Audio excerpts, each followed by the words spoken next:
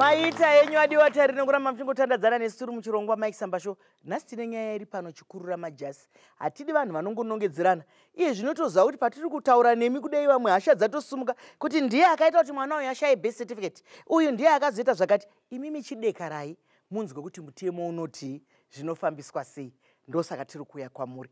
Mambenge muchitaura nesu maigovati. Mukataura kuti kumwe kune mari, kumwe kwazodini, aiwa endai yenyu mupedzesai. Tati mutemo ukada kushandiswa sezvauri vanhu vazhinji vanopera kusungwa. Mutemo unoti kana mwana azvarwa pane nguva yaanofanirwa kunge anyoreswa kuna mudzviti. Nguva iyi vanoiti 42 days, 6 weeks dziya dzinotaurwa kuti ngatinonyoresai vana. Asi nguva zhinji vamwe tinotadza. Mai Chisamba, mamuchimbotaura nyaya yemazita. Moziva kuti mwana anogona kutadza kutoreswa chinzi asati apohwa zita. Mbuya vari kukwakati, sekuru vakati havasati vauya kuti vazopa mwana zita.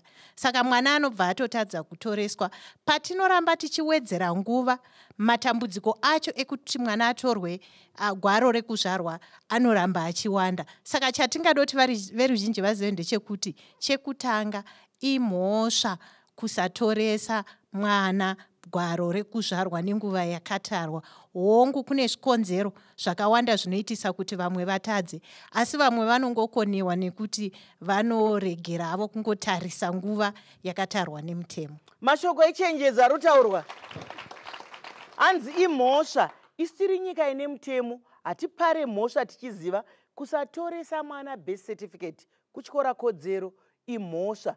Vamwe zvakare muongororo netsvakiridza yatakaita nyaya yataurwa naMai Govati vanenge vachitsamwidzana kuti anoda kuisa zita ramai vake. Uyo akati inini waisara atete vako. Ko chitambobvunza kuti chiiko chiri muzita. Isusu tinoti vabereki ananyakutumbura baba naamai ndo vanhu vanopa mwana zita. Kana makumbirwa kupa mwana zita, munotokumbirwa hamunamatidze zita kuti apa panotoenda ine apa, apa panotodi zvisi kodzero yenyu varidzi vemwana varipo. Ndombo yakwaura irini. Ndachida kungotsinidzira ipapa pekuti mwana wose anofanirwa kutorerwa gwaro rinonzi birth certificate. Nokuti tinoona kune vamwe vanozoitawo zvokusarudza kuti mwana, kana kuti ndingada kunyanyotaura pavana vaya vanenge vakaremara, panoita dambudziko rekuti vabereki havanyasi kuvapa vana ivava kodzero dzavo dzakazara, kana kuti vamwe vanenge vachinyara kuti mwana wangu izvo akadai kana kuti chii, obva atorwa kunge asiri mwana akakwana. Asi sezvataurwa nemwe wangu, mutemo uri wakajeka kuti mwana wese ngaatorerwe gwaro rinonzi birth certificate. In fact, kunyoreswa uku kuri kutaurwa kunototi chero mwana uyu anenge aberekwa akafa anofanirwa kunyoreswa zvakare kwamudzviti, kungoti pane mwana aberekwa anga akafa hake asaberekwa, zvonyoreswa kumahofisi aregistrar general. Saka mwana wese ngaanyoreswe, tisasarudza vana kana kumirira nekuzononoka. Ndizvo zvotouya pana danai. Mufunge munhu sezvataurwa negweta redu. Munhu musavige vana kuti vakaremara.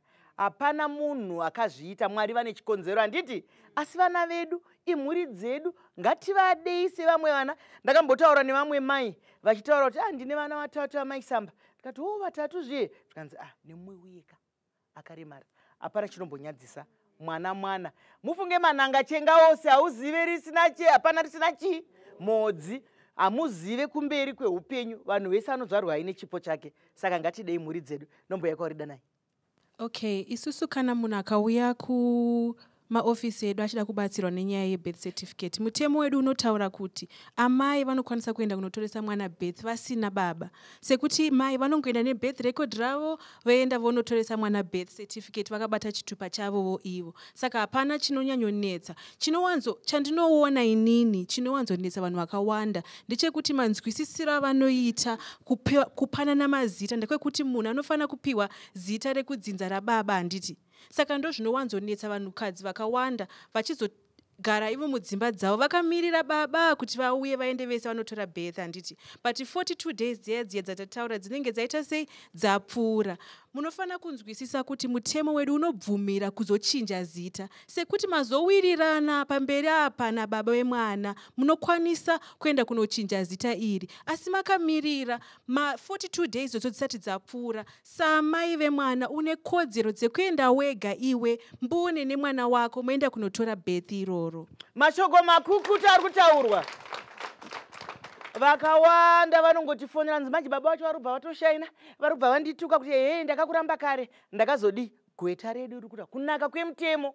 Iyemi amaika musamirire kuti makarambwa, musamirire munhu asingauye, endai munotoresa mwana wenyu birth certificate. Panosara pakanzi father ipapo kana kuti baba, panosara pari beu. Panozoda kuuya ipapo ndo pari kutaura kuti panozozazikidzwa. Saka musaomesere zvenyu vana, hapana chinomboshamisa muzita. Handitika muri kuona hama dzedu dzakatorwa muno muAfrica dzigere kunhingi kumhiri kwemakungwa uko, vainzi kudhara mablack Americans, aimunaziya vainzi kudhara manegro vakaenda kuya kuya, vane mazita echirungu ka, vane mazita echirungu, asi vaive nemadzisekuru avo. Handisi kuti mazita ana sekuru akashata, but izvozvo vakunzana Johnson, vakunzana White, asi vapenyu. Tomboya pamuri. Tiri kuda kupa yambiro kuna nababa. Vana baba vazhinji vanoramba kutoresa vana vavo mabirth vachitya nyaya yekuti vanozoenderwa kudare kunyaya yemaintenance. Chandingade kuzivisa vana baba vari kunzoko ndeyekuti maintenance nebirth zvakasiyana. Mwana wako yeye asina birth iyeye akauya kumagweta ari pano anobatsirwa kunotora maintenance. Saka endai munotoresa vana mabirth. Mashoko makukutu. Haitizike mwana wako anotochengetwa. Ndanzwa nyaya yekuti hanzini ndaenda nechitupa chababa. Ndinogona kuti ndichitofamba pano Mai Chisamba ndikangobuda apo ndotonhonga chitupa chehanzvadzi yangu uyu. Saka ani mukanzwa chinzi chitupa hachishandi, inyaya yekuti dana kana kuti Irene vachatitsanangurira kuti wanano yacho yakamira sei kuti zvizonzi chitupa hachishandi. Saka munhu anenge achidiwa ari mbune pane dzimwe nhano zvichienderana nekuti vari muwanano yakaita sei. Saka tisashandise chitupa chiri chega. Ndizvozvo mashoko akanaka nai. Nomboya kwauri Murora.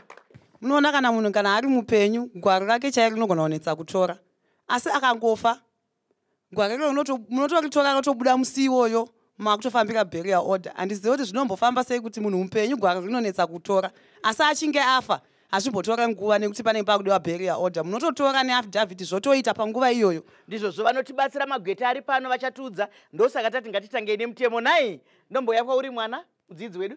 Vanouya vasina mabirth record munovabatsira sei, especially vanenge vazvarwa mudzimba? Ndizvozvo mubvunzo wakabata unouya uchipindurwa muchikamu chinotevera. Ngatisangane muchikamu chinotevera.